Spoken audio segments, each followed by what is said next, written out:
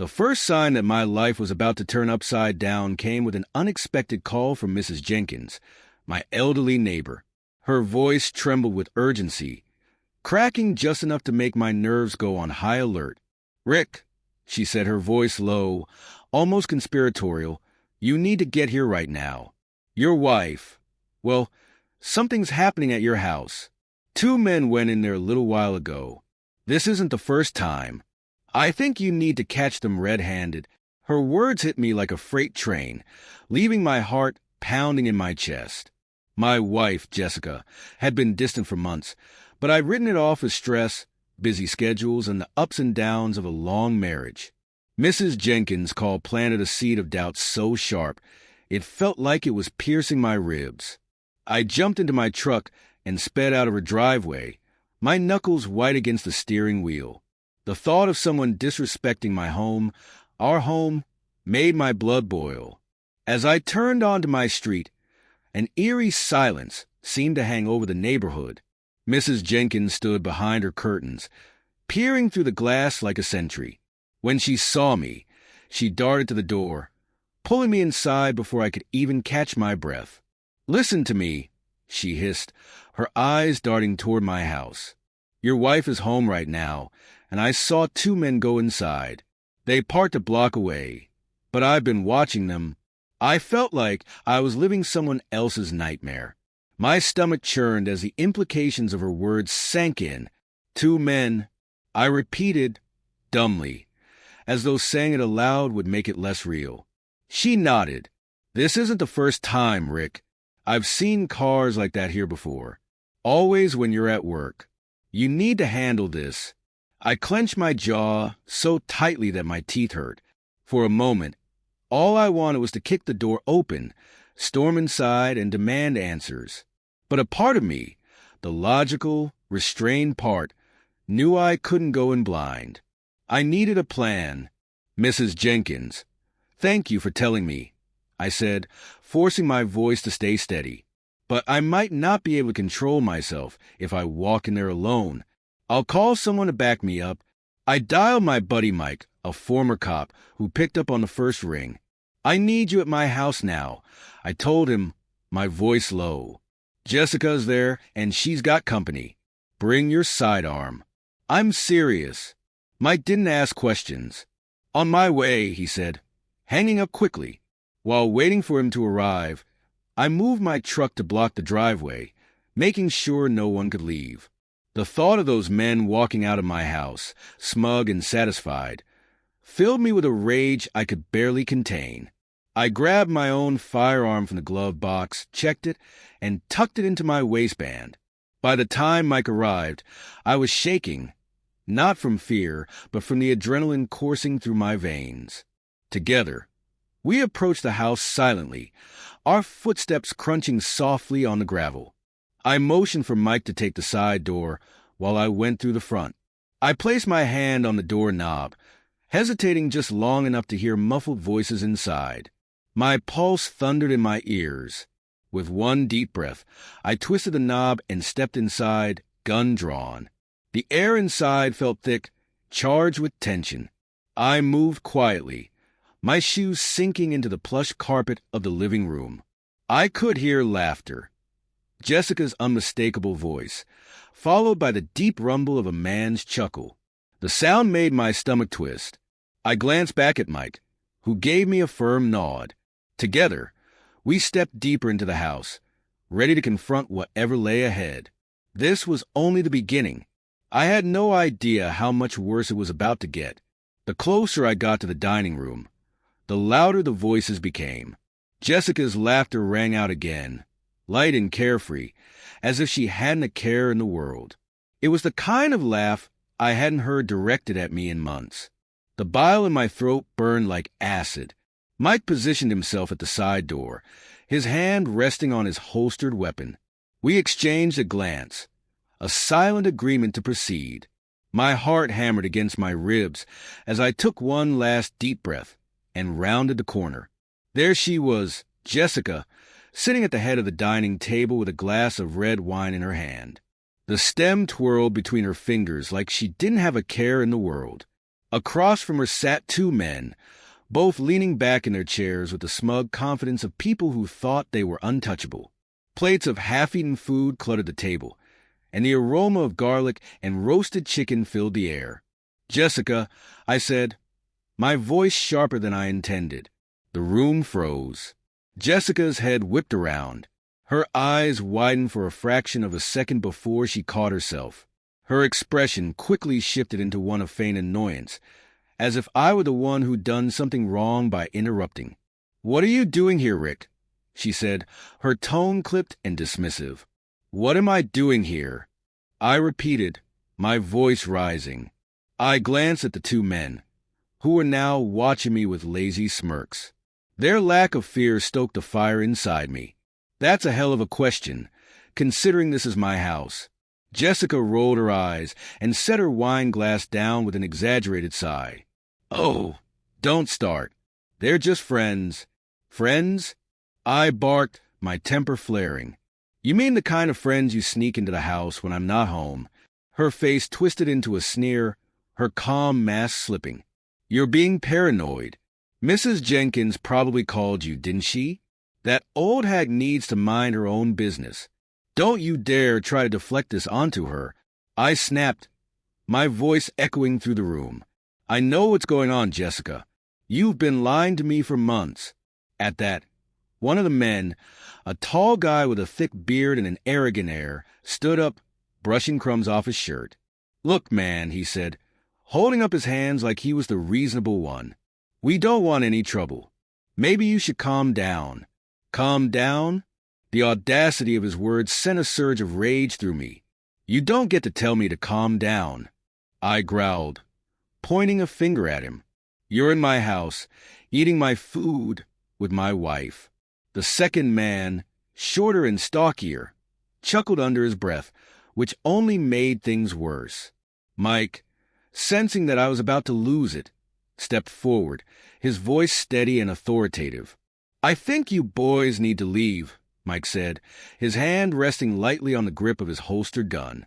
The bearded guy hesitated for a moment, glancing at Jessica for direction. She crossed her arms and leaned back in her chair, her expression a mix of irritation and defiance. "Fine," she said, waving them off like she was dismissing servants. "Go. I'll deal with this mess myself." The two men exchanged a look before shuffling toward the door, muttering under their breath. I stepped aside, my jaw clenched so tightly I thought my teeth might crack. As soon as the door closed behind them, the silence in the room became deafening. Jessica stood up slowly, her wine glass in hand. She took a deliberate sip before speaking, her tone dripping with disdain. "You just embarrassed me in front of my friends." "Nice work, Rick." "Embarrassed you?" I repeated, my voice trembling with disbelief. "Do you even hear yourself? You've been sneaking around behind my back, and you think you're the victim." She scoffed, setting the glass down with a loud clink.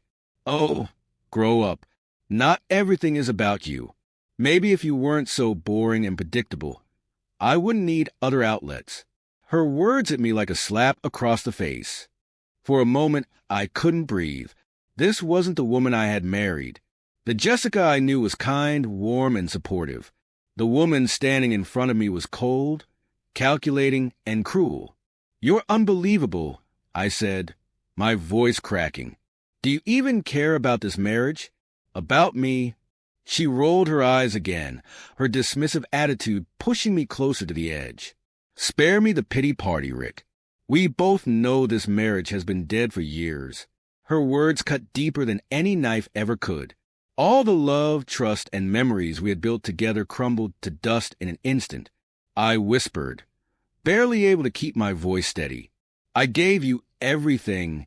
Maybe you shouldn't have," she replied, a cruel smile curling on her lips.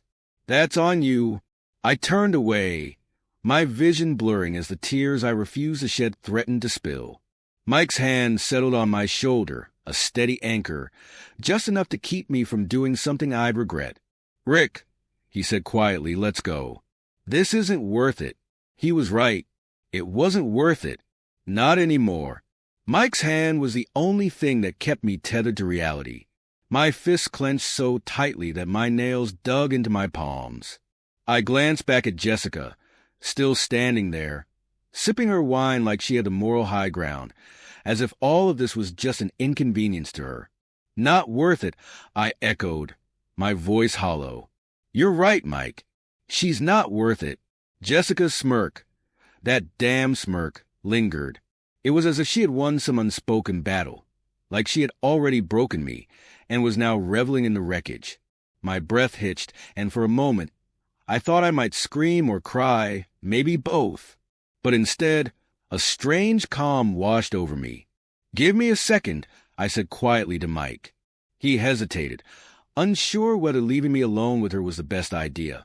But I gave him a look that said I was still in control, at least for now. He nodded and stepped outside, closing the door softly behind him. I turned back to Jessica.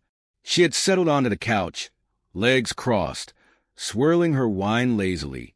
She looked like she was waiting for the next move in a chess game she had already won. "Let's hear it, Rick," she said, her tone dripping with sarcasm. "What's the grand speech? How I'm a terrible wife. How I've ruined everything. Go ahead. Get it out." Her arrogance was infuriating. "Why?" I asked, my voice trembling. "Just tell me why, Jessica. Was it money? Attention? Did you just get bored?" She scoffed, taking another sip of her wine. "Oh, don't play the martyr. You think you're some perfect husband, but you're not. You're predictable. You go to work, come home, eat dinner, watch TV, and then sleep. Day after day, year after year. It's like living with a robot. That's your excuse?" I snapped, unable to keep my composure any longer. "I worked hard to give us a good life. I thought that's what we both wanted, a stable, happy marriage. Well, you thought wrong," she said flatly. "I need excitement, passion, something you clearly can't give me." Her words sliced through me, each one cutting deeper than the last. My throat tightened, but I refused to let her see me crumble. "So, what now? Are you going to run off with one of those guys? Or both? Is that what excites you?" Her eyes narrowed, and for the first time, her smirk faltered. "Don't you dare judge me," she hissed. "You have no idea what it's like to feel trapped in a dead marriage. Trapped." I laughed bitterly. "You could have talked to me, Jessica. We could have worked through this. Instead, you chose to sneak around like a coward." "Coward?" She shot back, standing up. "You're the coward, Rick. You hide behind your routines, your job, your stupid sense of morality. You're too afraid to admit that maybe we were never right for each other." Her venom stunned me. I had known things were bad, but I never imagined she resented me this much. "If that's how you felt all this time, why stay? Why not leave me and go find your so-called passion?" "Because I didn't want to start over," she said bluntly. "I liked the security, the house, the perks of being married to you. But that doesn't mean I was happy." Her words hung in the air like poison. I felt like a fool. No, worse than a fool. I had spent years building a life with this woman, thinking we were a team, only to find out I was just a stepping stone in her selfish little game. "You're unbelievable," I said, my voice low. "You used me. You took everything I gave you and threw it in my face." "Oh, don't be so dramatic," she said, waving her hand dismissively. "This happens all the time. People fall out of love. It's life." "It's not life," I said, grinding my teeth. "It's betrayal." She rolled her eyes and picked up her phone, scrolling through it like she was bored with the conversation. "Are we done here?" she asked, her tone flippant. "Because I've got plans tonight." "Plans?" My voice cracked with disbelief. "Are you serious right now? What do you want me to say, Rick? That I'm sorry? That I regret it? Well, I don't. Maybe if you'd been paying attention, we wouldn't be here." Her coldness was unbearable.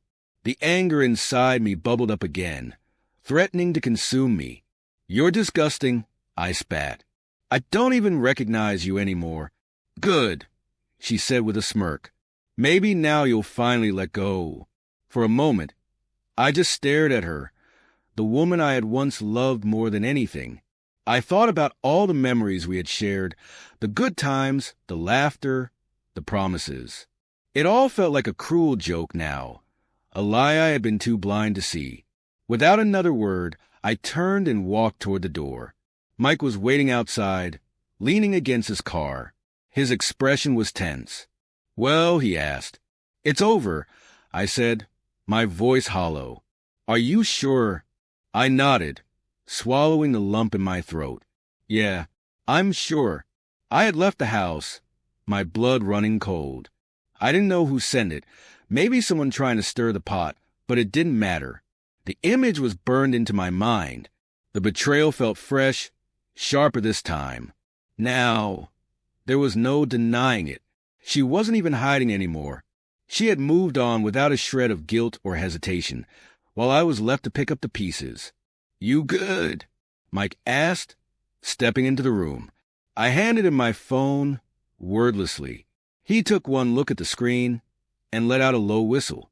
"Damn," he muttered. "She's not even trying to be discreet, huh?" "No," I said, my voice tight. "She doesn't care. She never cared. What are you going to do?" I stood up, pacing the room as my mind raced. I wanted to scream, to hit something, to make her feel the same pain she'd inflicted on me. But what would that accomplish? Jessica didn't feel anything, no remorse, no regret, not even shame. She was a lost cause. "I'm done," I said finally. "I'm filing for divorce." Mike nodded, his expression somber but approving. "It's the right call, man. You don't deserve this." As the day went on, I started making calls to a lawyer, to the bank, to anyone who could help me start separating my life from Jessica's. But just as I was beginning to feel like I had some control over the situation, my phone rang. "Rick," Mrs. Jenkins said, her voice trembling. "You need to come home." I froze. "What's wrong?" "I've been watching the house," she said, her tone urgent. "Jessica's there, and there's someone else with her. Not the men from before, someone new. And they're fighting. Loud." "Fighting?" I repeated, already grabbing my keys. "Yes, Rick," she said, her voice shaking. "It doesn't sound good. You need to hurry." I hung up without another word and bolted for the door. Mike was right behind me, his hand instinctively going to the holster on his belt. We sped toward the house, my mind racing with possibilities. Who was this new man? Why were they fighting? And what would I find when I got there? When we pulled up, Mrs. Jenkins was waiting in her driveway, her face pale. She pointed toward my house, her hand trembling. "They're in there," she whispered. I didn't wait this time. There was no hesitation, no plan. I stormed up to the front door and flung it open, ready for anything. What I saw inside was worse than I could have imagined. The door slammed against the wall as I burst into the house, my breath coming fast and shallow. Adrenaline pumped through my veins like fire. The sound of shouting hit me first. Jessica's voice, shrill and panicked, followed by a man's deeper, more threatening tone. The living room looked untouched, but the noise was coming from upstairs. Mike was right behind me, his hand on his weapon. "Careful, Rick," he murmured. "We don't know what's going on up there."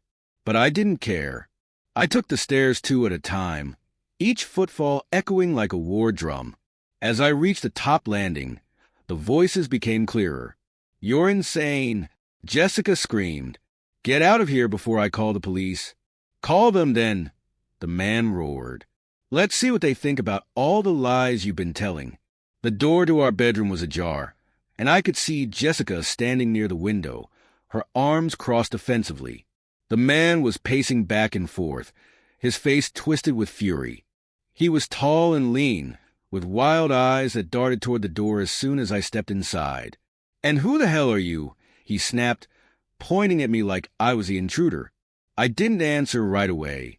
My gaze locked onto Jessica, who looked more annoyed than afraid. "Who is this, Jessica?" I demanded, my voice low and sharp. "Another one of your friends?" She rolled her eyes, her hands flying to her hips. "Oh, don't start with me, Rick. This has nothing to do with you. Doesn't have anything to do with me?" I repeated, my voice rising. "You've turned our house into your personal circus, and now there's some lunatic yelling in our bedroom. How the hell does this not involve me?"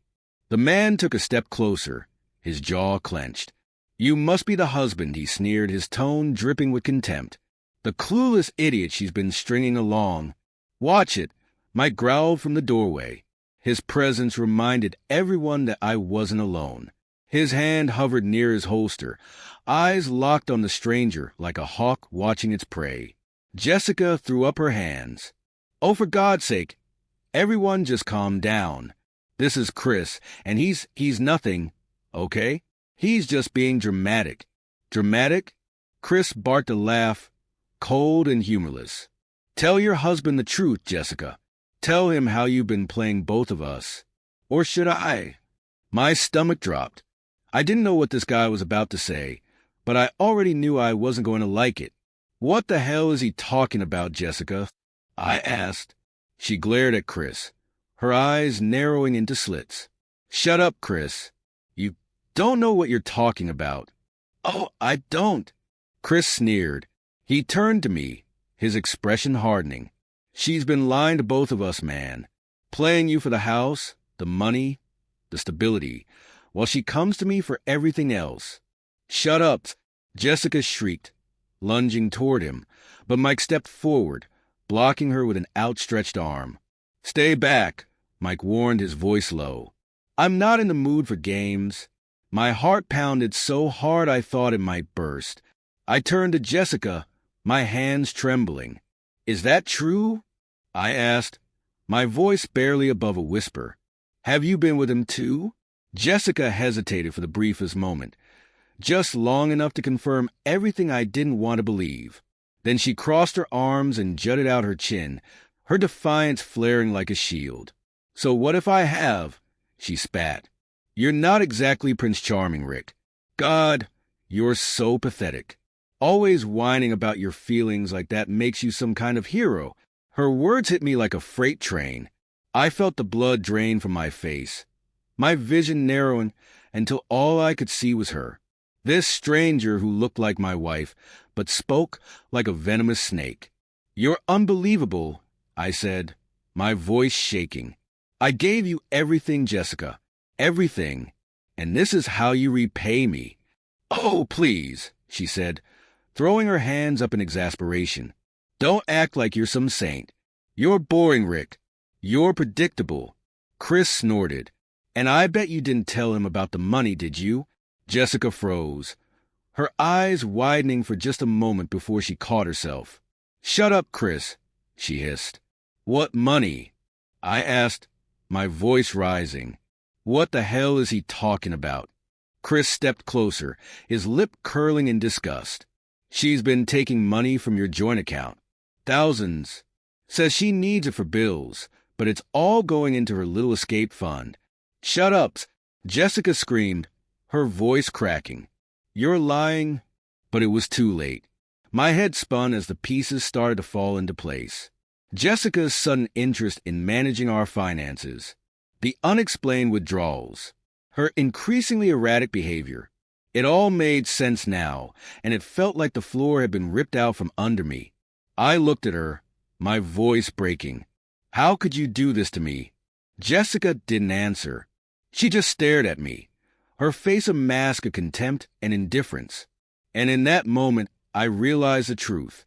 She didn't care. Not about me. Not about our marriage. Not about anything we had built together. Chris turned and walked out of the room without another word, his footsteps echoing down the stairs. Jessica stood there, silent and defiant, as if daring me to make the next move. Mike stepped closer. "Rick, let's go."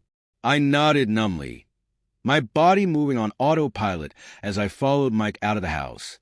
I didn't dare look back. The ride to Mike's place was a suffocating silence. Every thought in my mind hollow, as though something vital had been stripped away and discarded. Jessica's words, her actions, her complete lack of remorse. It all echoed relentlessly, replaying in my head like an endless loop. And Chris, that smug bastard, had torn her lies wide open, exposing her for the manipulative person she truly was. Mike broke the silence first. "Rick, I don't want to push you, but you need to act.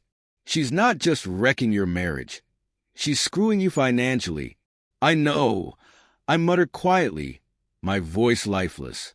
"I'll call my lawyer first thing tomorrow. You need to freeze your accounts tonight," Mike pressed. "Every minute you wait is a minute she could siphon off more. Do it now." I nodded, pulling out my phone and logging into the banking app. My heart sank as I reviewed the transactions. Chris hadn't been lying.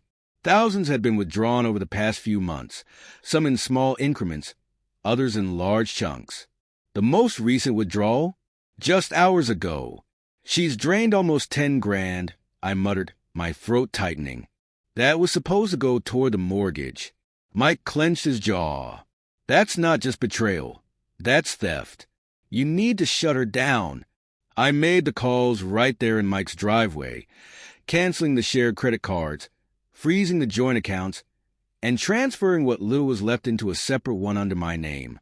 Each call felt like another nail in the coffin of my marriage. By the time we went inside, it was late. Mike handed me another beer and sat across from me at the kitchen table, his expression grim. "You're doing the right thing, Rick," he said. "It's going to hurt, but you've got to rip the Band-Aid off." "I know," I said, staring at the table. "It's just, how did I not see this coming? How did I not see who she really was?" "Because you're a good guy," Mike said simply. "You trusted her, and she took advantage of that." The sun had barely risen when my phone buzzed. It was a text from an unknown number. My stomach churned as I opened it. "You think you're clever cutting off the money? You're pathetic. I'll get what I'm owed one way or another." I stared at the screen, my hands shaking.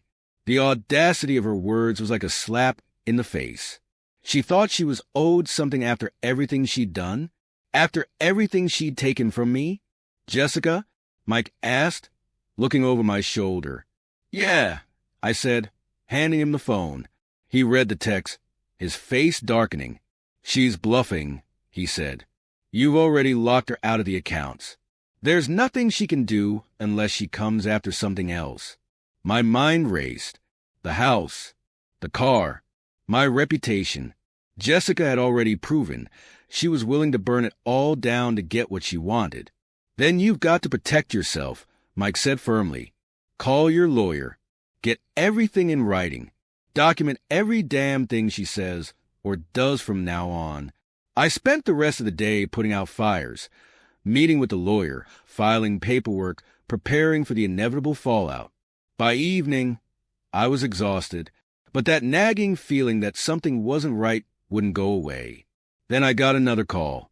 This time, it wasn't Jessica. It was Mrs. Jenkins. "Rick," she said, her voice trembling. "You need to come over. There's something you need to see." "What is it?" I asked, already grabbing my keys. "It's Jessica," she said. "She's been having some kind of meeting at the house. Men coming and going all afternoon. I think she's trying to sell things." "Sell things?" I repeated, a sinking feeling in my gut. "Furniture, electronics, anything she can get her hands on," Mrs. Jenkins said. "She's got a truck in the driveway right now." "Thanks, Mrs. Jenkins," I said, my voice tight. "I'll handle it." Mike insisted on coming with me again. As we drove back to the house, my hands gripped the steering wheel so tightly that my knuckles turned white. "If she's trying to pawn off my stuff, I swear to God," I muttered. "Stay calm," Mike said. "We'll stop her. Just don't do anything you'll regret." When we pulled up, there was indeed a moving truck in the driveway. Jessica stood outside, barking orders at 2 men as they loaded up the truck with boxes. I recognized some of the items immediately: our TV, the coffee table, even the wedding china we barely used. What the hell is this? I shouted as I stepped out of the car. Jessica spun around, her expression twisting into annoyance. Oh, great. You're here, she sneered. Yeah, I'm here, I snapped.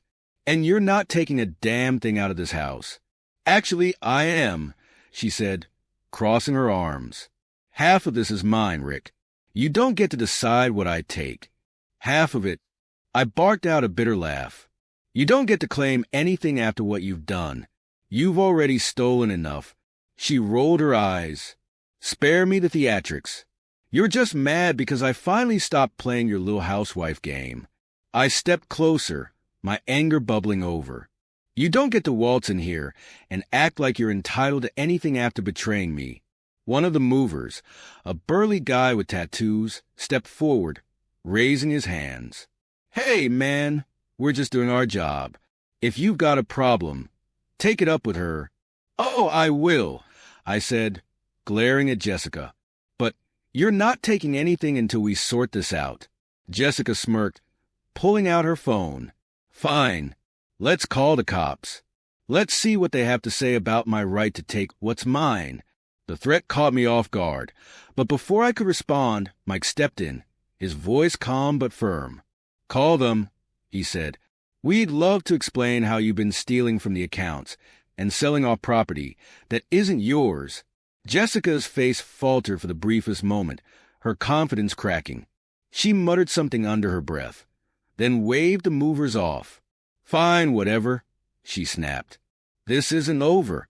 As the truck drove away, I felt a mix of relief and exhaustion. But one thing was clear. Jessica wasn't going to stop, and neither was I. The truck disappeared down the street, and for the first time in what felt like forever, the house was quiet. But it wasn't the kind of quiet that brought peace. It was the eerie silence before the next storm. I stood in the driveway, staring at the empty spot where the truck had been. My fists clenched. Mike stayed close, his presence steady and reassuring. She's not going to stop, Rick, he said, finally breaking the silence. You have to hit back harder.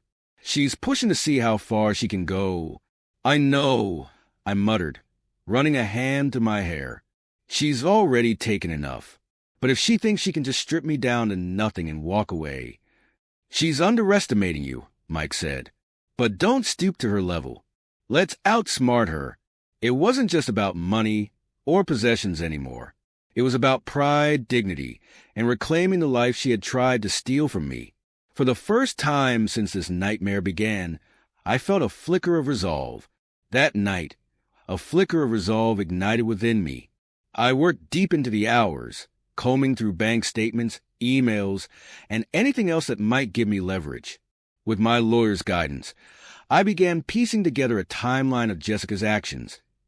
Every withdrawal, every shady transfer, every cent she had siphoned away. The deeper I dug, the more damning the evidence became. Payments to strangers, vague receipt descriptions, luxury items I'd never seen before. It was all there. It painted the picture of a woman who'd been plotting her escape long before the cracks in our marriage had appeared. Jessica hadn't just cheated. She'd been meticulously planning her exit strategy, leaving nothing to chance. Around midnight, my phone buzzed. It was another text from Jessica. You think you're clever blocking me from the money? Doesn't stop me. Watch your back. I stared at the screen, a chill creeping down my spine. Mike, sitting across the table from me, glanced up from his coffee. Another threat? He asked. I showed him the message. She's getting desperate. Good, Mike said, leaning back. Desperate people make mistakes. Let her dig her own grave. The next day, I got an unexpected knock on Mike's door. When I opened it, I was stunned to see Chris, the man who had exposed Jessica's infidelity, standing there. He looked rough, like he hadn't slept in days. What do you want? I asked, my tone sharp. I need to talk to you, he said, his voice strained. It's about Jessica. Part of me wanted to slam the door in his face, but curiosity got the better of me. I stepped aside, letting him in.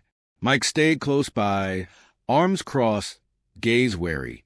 Chris sat down, nervously rubbing his hands. I know you have no reason to trust me, he began, but you need to know something. Jessica's dangerous. Dangerous how? I asked, narrowing my eyes. She's been playing me too, he admitted, his shoulder sagging. When I found out about the other guys, I confronted her. She flipped out, told me I was nothing to her, just a tool. Then she started threatening me, saying she'd ruin my life if I ever crossed her. His words hung in the air like a foul stench. I wanted to hate him, but there was something in his eyes, a mix of fear and regret, that made me listen. Why are you telling me this now? I asked. Because she's unhinged, Chris said, his voice low. And I think she's going to come after you harder than you realize. She doesn't just want out. She wants to destroy you. The weight of his words hit me like a punch to the gut. Jessica had already taken so much, but if Chris was right, she wasn't done. Not by a long shot. What do you suggest? Mike asked, his tone cold and measured. Chris hesitated, then reached into his pocket and pulled out a flash drive. This, he said, sliding it across the table. It's everything I have on her. Texts, emails, even recordings. She's been lying to everyone, not just you. She's been scamming people, playing men against each other, hiding money offshore. If you use this, you can stop her. I stared at the flash drive, a mix of anger and gratitude churning inside me. Why are you giving this to me? I asked. What do you get out of it? Chris looked down, his jaw tightening. Because I loved her. I thought she was different, but she used me just like she used you. I can't fix what I did, but maybe I can help you stop her. With the flash drive in hand, I finally felt like I had a weapon of my own. That night, I met with my lawyer again, showing him the contents of the drive. His eyes widened as he skimmed through the files. This is big, he said, his tone serious. If even half of this is true, she's in deep fraud, theft, even conspiracy. It's all here. Can we use it? I asked, my voice steady. Absolutely, he said. But we need to be smart about this. If she catches wind that we have this, she'll double down. I nodded, my mind racing. This was my chance to turn the tables. But it wasn't just about revenge. It was about justice. Jessica had hurt too many people, and it was time she faced the consequences. That night, as I sat in Mike's living room, staring out the window at the darkened street, the flash drive felt heavy in my pocket. It wasn't just a piece of evidence. It carried the weight of every betrayal, every lie, every moment of heartbreak. But for the first time in weeks, I felt a glimmer of hope. Mike sat down next to me, handing me a glass of whiskey. You ready for this? He asked. Yeah, I said, my voice steady. It's time she learned that you can't destroy people's lives and walk away unscathed. He raised his glass in a silent toast. And for the first time in what felt like forever, I smiled. The storm wasn't over, but I was ready to face it head on. The plan was set. My lawyer filed the necessary paperwork to protect my assets, and the evidence on the flash drive became the foundation of a legal case that would not only stop Jessica, but hold her accountable for everything she had done. It was no longer just about divorce. It was about justice. 2 weeks later, I found myself in a courtroom that felt colder than any place I had ever been. Jessica was there, of course, dressed to the nines, projecting an air of calm indifference. But her confident facade cracked when the evidence from Chris's flash drive was presented. Emails outlining her schemes, texts to multiple men, stringing them along while mocking them behind their backs, financial records showing the offshore account she had been funneling money into, and perhaps the most damning, a recording of her bragging about how easy it was to manipulate me. Rick doesn't have a spine, she had said, her voice dripping with derision. He'll roll over like he always does. Hearing that in open court sent a ripple of murmurs through the room. Jessica's smirk faltered as the judge's expression turned stone cold. Her lawyers scrambled to mount a defense, but it was clear they were fighting a losing battle. By the end of the day, the court ruled in my favor. Jessica was ordered to repay the money she had stolen, and any claim she had on the house or other assets was voided due to her fraudulent activities. But the victory wasn't just financial. It was a look of sheer panic on her face as the reality of her situation sank in. Jessica tried to save face, of course. She made a dramatic show of storming out of the courthouse, shouting accusations about how I had set her up. But no one was listening. Her lies were exposed, and the network of enablers she had built around herself began to crumble. Chris reached out to me a week later.